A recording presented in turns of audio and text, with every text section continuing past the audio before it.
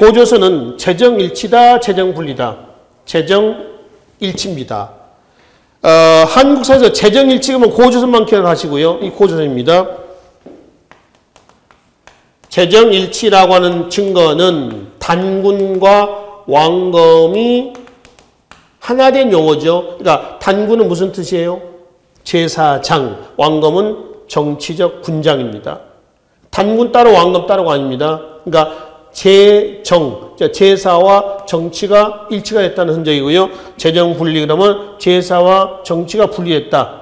그러니까 재정분리의 흔적은 뭐냐? 소도다. 사만을 지금 얘기하고 있습니다. 내려왔던 세력이 정치를 하고 토착인들은 제사를 지내고 어디서? 소도에서. 그래서 재정일치, 재정분리 이것만 좀 구분을 좀 해 두시라는 얘기입니다. 그리고 마지막 줄 41페이지입니다. 단군왕검에 의해서 기원전 2333년에 건국됐다라고 말씀을 드렸죠. 이 기록은 어디에서 나온 기록이냐 그러면은 삼국유사와 동국통감입니다. 그래서 그 동국통감에 의하면 이렇다 이렇게 보는 거죠. 근데 우리가 하나 기원전 청동이 들어온 시기는 기원전 20세기라고 말씀드렸죠. 그렇죠? 기원전 2333년이라고 한다면 청동이 들어오기 약 333년 전에 이미 고조선이 건국됐다는 거죠. 말이 좀 안 되죠. 그러니까 기원전 2333년의 이 얘기는 어디에 의하면 삼국유사와 동국통감에 의해서 보면은 그렇다라고 하는 것이지 딱히 2333년 전에 고조선이 건국됐다 이런 얘기는 아니라는 겁니다. 청동은 이쯤 그러니까 기원전 20세기 이때쯤 청동이 들어왔다라고 했을 때에 들어온 시기가 이러지 않습니까?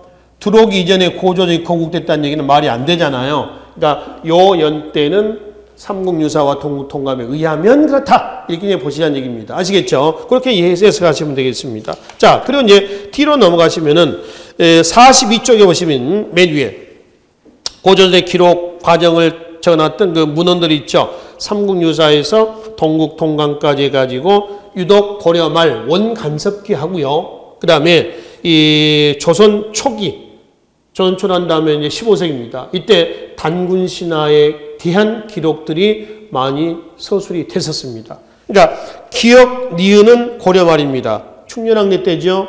삼국유사와 제왕기고요. 그다음에 세종실록 지리지 은계시조 동국여의 승남 동국통감의 저기는 15세기입니다. 시대적 배경만 이해하시면 됩니다. 즉 충렬왕래 때란다면은 원간섭기입니다. 자주성 실현기라고 그러죠. 그러니까 여기에서 벗어나려는 몸부림입니다. 그것이 단군 신화를 서술했던 거고요. 또 15세기라고 하는 이 나라 이름이 조선입니다. 이 조선은 어디의 후계자다라고 하는 거죠? 단군조선의 후계자다. 그래서 이 시대 때에 단군 신화가 수록이 됐던 배경은 왜 그랬었느냐? 각기 원간섭기라고 하는 시기, 국초 15세기 조선 초기라고 하는 시기가 단군 신화를 서술하게 된 하나의 어떤 시대적 분위기를 제공을 해줬다라고 얘기를 하시면 되겠습니다. 자, 뒤로 가겠습니다. 교재 47쪽으로 46쪽으로 하겠습니다. 46쪽에 보시면은 고조선, 유만조선의 멸망 과정에 대한 얘기가 있습니다. 아까 그냥 말씀드렸던 내용입니다. 기원전 108년에 한나라 무제 침략을 받아서 왕검성이 함락이 되고 그리고 한사군이 성립이 됐다라고 하는 겁니다. 근데 한나라 무제가 왜 이만조선을 즉 고조선을 침략하게 됐느냐, 침입하게 됐냐 이 얘기입니다. 자, 지도 좀 잠깐 그려보겠습니다. 이만이 내려왔었던 시기는 이미 중국은 진에서 이제 한으로 넘어간 시기니까요. 이만이 멸망했던 요 시기는 이미 중국은 한입니다. 한. 그렇죠? 중국은 한이죠. 한. 그 다음에 여기에 이만조선이 있었고요. 여기는 어디냐면 진이 있었습니다. 진. 아직은 진입니다. 이 진이 나중에 삼한으로 가는 거죠. 그 진이고요. 위쪽에는 에라는 나라가 있어요. 에. 얘는 중국은 한입니다. 그러니까 위만이라는 나라는 지금 이렇게 되어 있어요. 에와 진과 한 사이에 껴 있습니다.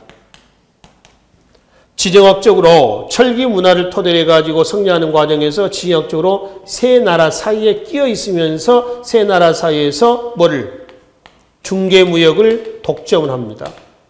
이 중개무역을 독점하면서 한나라 무제하고 이제 갈등, 대립을 하게 되는 거죠. 그래서 한나라 무제가 기원전 108년에, 109년에 쳐들어와서 한 1년 정도 청합니다.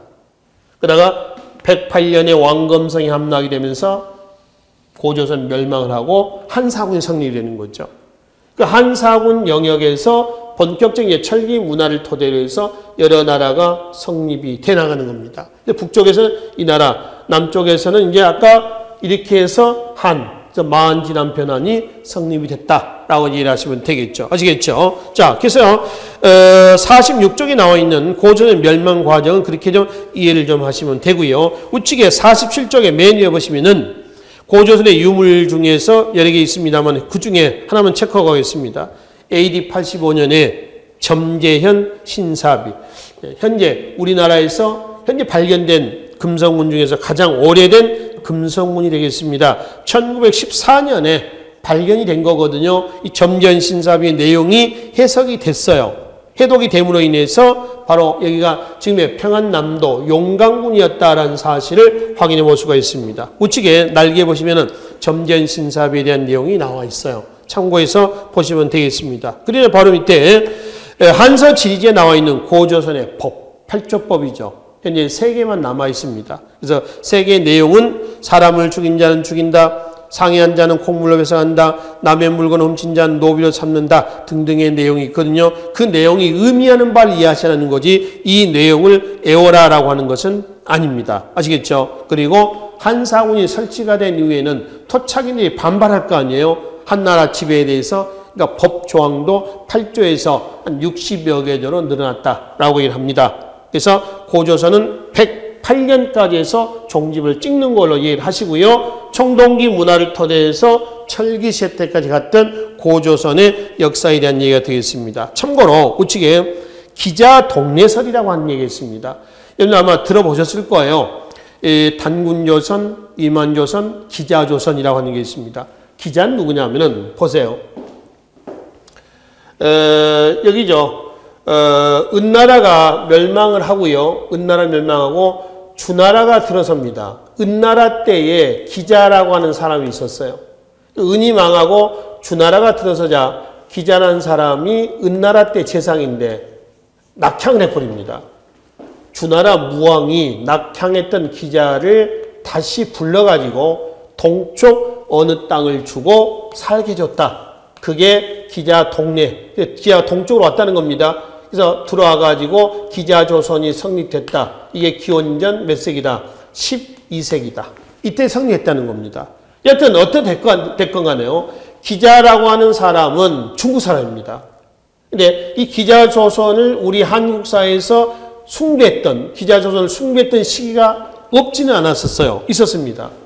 15세기 때 조선이지요. 16세기 때 가면은 훈구에서 사림으로 정권이 넘어갑니다. 사림들의 역사의식이 중국 중미의 역사의식이죠. 이때 가면은, 이때는 단군 조선을 숭배하면서 단군 신화가 수록됐던 시절인데요. 16세기 때 가면은 단군 조선을 부정합니다. 그리고 이때는 뭐요? 사림들의 역사의식이 반영되면서 기자조선을 숭배하면서 기자조선, 기자지 등등의 기자에 관련된 책들이 역사설이 많이 나와요.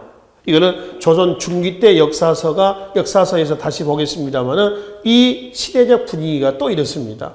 그래서 16세기 때 가면은 기자조선이 한때 추앙이 됐던 그런 시절도 있었습니다. 근데 우리 한국사에서는요, 고조선 그러면은 단군조선하고 어디만 기자조선만, 이만조선만 얘기를 하시지 기자조선까지는 얘기를 하지 않습니다. 아시겠죠? 자, 그래서 청동기 철기시대 때까지 진행했던 고조선에 관련된 얘기는 여기서 마무리를 짓도록 하겠습니다. 그리고 바로 본격적인 철기 문화를 토대해서 성립됐던 어디가 있죠? 여러 나라가 있습니다. 이 여러 나라에 관련된 부분은 48쪽이죠. 이 이후의 부분은 쉬었다가 다음 시간에 이어서 정리를 하도록 하겠습니다. 수고하셨습니다.